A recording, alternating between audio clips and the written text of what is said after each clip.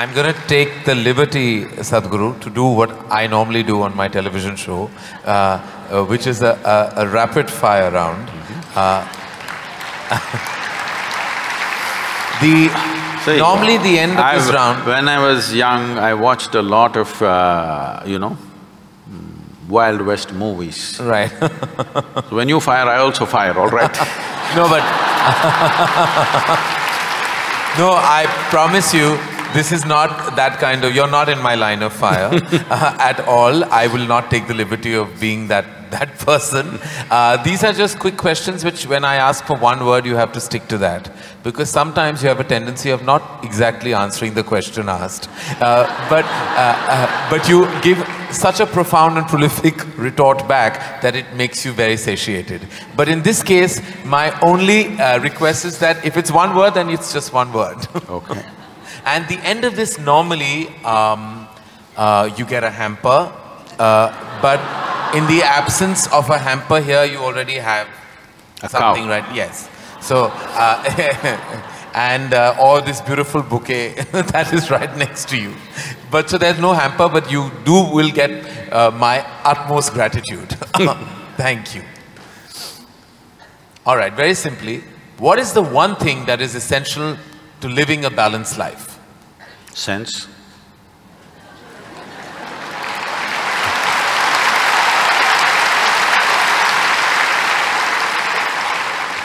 What is the one thing we must absolutely do away with in order to lead a balanced life? Senselessness. Yes. All right. I thought that was coming. First thing that comes to your mind when I say the following. The first thing, organized religion. Madness. Marriage. Cohabitation. Competition. Stupid. Money. Useful. Love.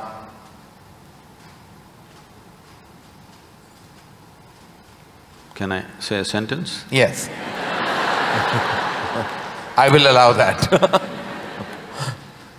Most beautiful, but unfortunately crippling for most people.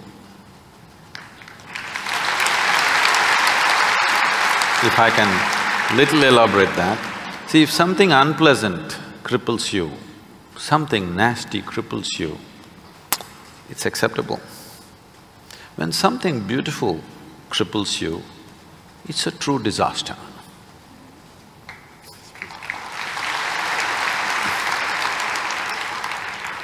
If you could ask one person, alive or dead, one question, who would you ask and what would that be?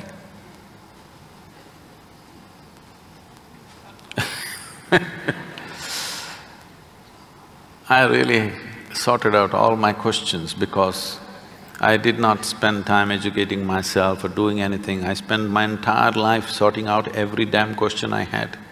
I've kind of run out of questions. And you certainly have not run out of any answers and you never will. Best advice you have ever received? Nothing. Never? No. I never sought, nor did I receive. I made myself in such a way I'm incapable either of seeking advice or giving advice.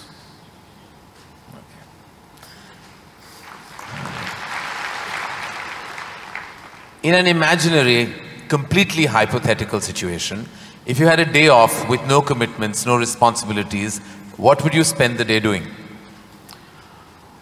Oh, there are a lot of things, this can't be one word. No, it's not one word. See, I have an indiscriminate sense of passion towards everything.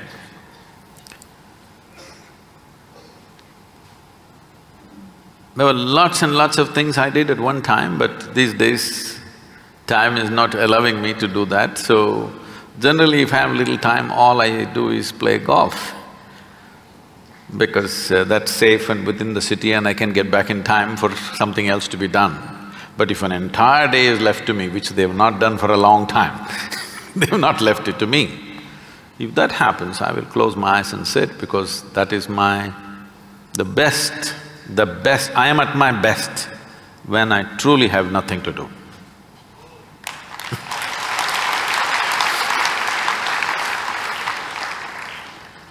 What is one thing you'd like people to remember about you at the end of your life? They must live so wonderfully that they don't even remember me.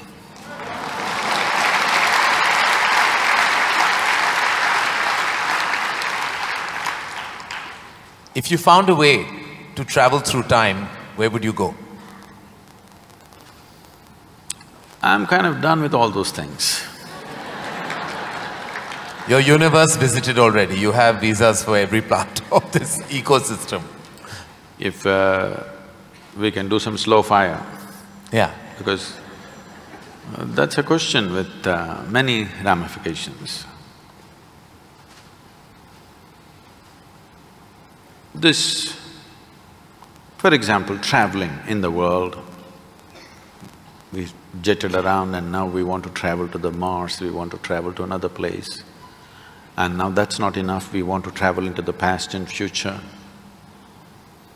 All this longing is again exploratory in nature. Whether you go on vacation to Maldives or you want to go to Mars, it is fundamentally exploratory. Maybe you're also thinking of relaxation and pleasure and whatever, but essentially it's exploratory, otherwise why can't you do it here? It's something that you want to do, you want to touch another place. This longing is there in the human being only as long as the life that you are remains in a seed form. That is, it did not sprout and blossom. This happened when Adiyogi was expounding the science of yoga and talking about the nature of the cosmos, how it's related to your individual self and what you can do with it. Then the seven sages who were with him, they asked, what is the nature of this cosmos? How big is it? Where does it begin? Where does it end? So he laughed and said, your entire cosmos, I can pack it into your mustard seed. Because your ideas of time and space are essentially because you're living within the framework of your intellect. If you cross that dimension, then there is no such thing as time and space. Everything is here and now. So, traveling through time, space, no, it means nothing to me, because it's difficult to express, difficult to articulate. If I sound little… I have a reputation of being very logical, but if I sound illogical or silly to you, you can blame it on my jet lag. I just come from United States after 6 weeks, so you can say, maybe he was jet lagged, that's why Sadhguru is saying something silly.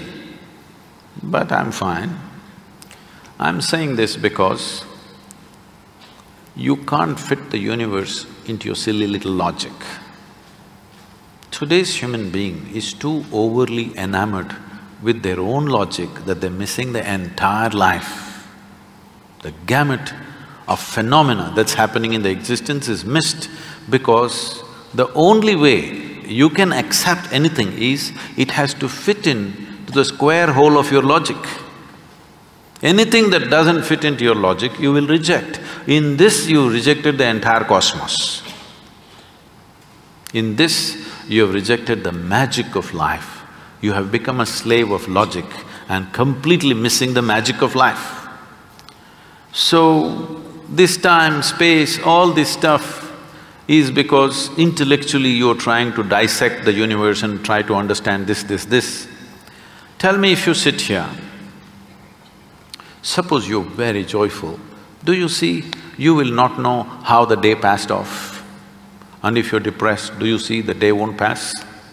So time is a consequence of the miserable nature of human existence. If you are truly blissed out and ecstatic, you wouldn't know what is a day, what is a year, what is a lifetime, you wouldn't know. There have been times I sat down, I didn't realize, I thought it's 5 minutes, but people gathered around and started molesting my feet. Well, because in their understanding, I sat there for many days or whatever. This idea of time and space is a very convoluted idea simply because people are stuck in the framework of their logic. My work, my fundamental work is to take people beyond the framework of logic into the true magic of existence, our own existence. But it takes a lot of time. Still, my reputation is of being very logically correct because I'm still trying to woo them still wooing them, you know. For the real thing to happen, they will take a long time, unfortunately, because they have become such slaves of their logic. What is the first thing you notice when you meet a person? Just everything. Everything. Everything. Past, present and future.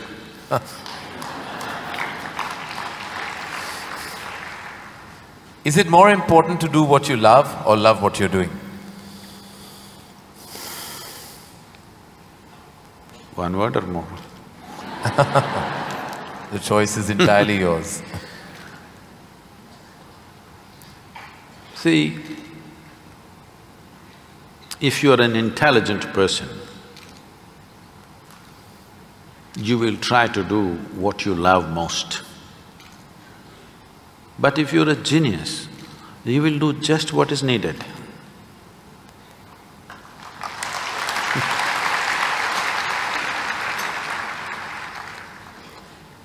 If you could be invisible for a day, what would you do?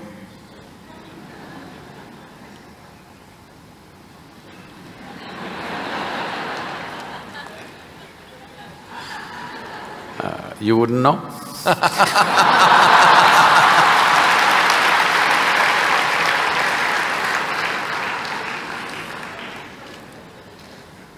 With due respect, what is your biggest weakness? Biggest? What is your biggest weakness? See, what normally people treat as weakness in their lives. Okay, let me give a normal answer. Why? Why am I going into all this? Already you said I'm what? What is the word? Sashayed.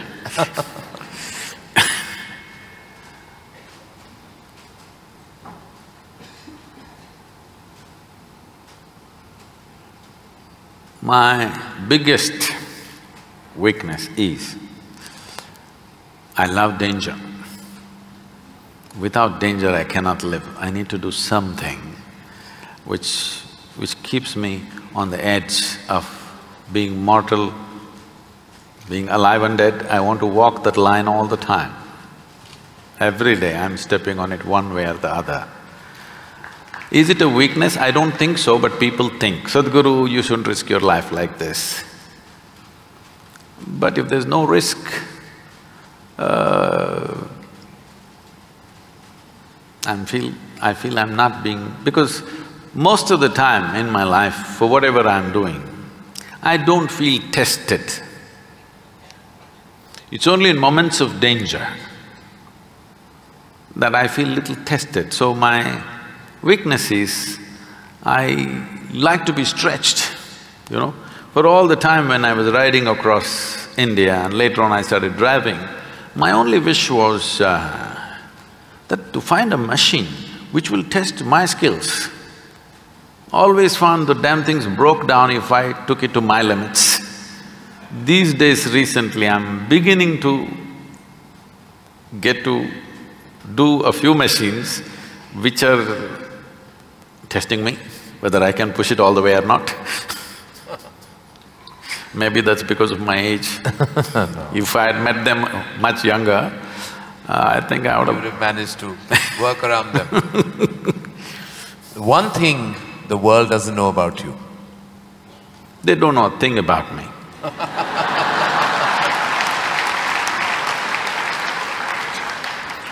That's a fact. And the one thing you wish you could change about yourself? Oh, I never looked at that. I could speak Hindi. No, I'm sorry, Marathi.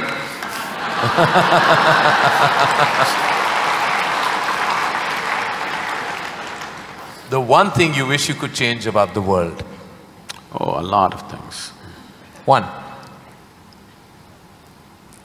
Human beings. Desperately in need of. So what would you consider to be your greatest achievement? I don't think there's any. Because I always fall woefully short of my own expectation of what I could do. So I never feel anything is an achievement. Is there a song you love and can listen to all the time? Oh.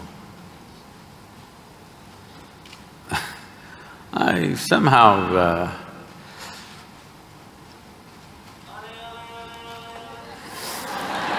now probably because this came to me at a certain time when I was in my early teens maybe. So this one song kind of comes back to me more often than anything else. It's not that I even seek it, but somehow one way or the other this song keeps coming back to me. Is how many times Okay. I know you haven't seen any of my films, but do you have a favorite film? Oh, I've seen many good movies. At one time I saw a lot of them. I've not seen much of Indian cinema, but I saw a lot of, English cinema. But one movie that I thoroughly enjoyed at that time, because on that day the way things happened, many life situations fell together and everything, was Roman Holiday. Oh. Well, I have to say that that's the first film I've ever seen in my life. My mother took me to the cinema. Here we are. It is true. Roman Holiday is the first film I ever saw. It was my introduction to the big screen. I'm glad I have something in common with you. That image of Audrey and Gregory Peck is somehow just stayed with me. Wonderful. It was probably my age. Yeah. It must have been. Something you enjoy doing and wish you had more time for? I wish I had more time, because I made myself like this, that there is nothing that I enjoy or do not enjoy. I make sure I enjoy everything that I do, including simply sitting quietly or talking to somebody or doing whatever, because my activity is not limited to one area, so many things.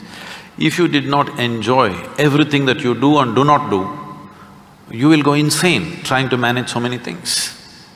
But I will not go insane, because I enjoy being alive. Activities, anything is okay. Everything I do, I enjoy. Small things, big things, every kind of thing. Most profound things and silly things, I enjoy thoroughly. Should us all. Lastly, in a biopic made on you, who would play you? But who would make a biopic first of all? No, there would be lots of interested people. Maybe you should animate. No, I don't think you would want that.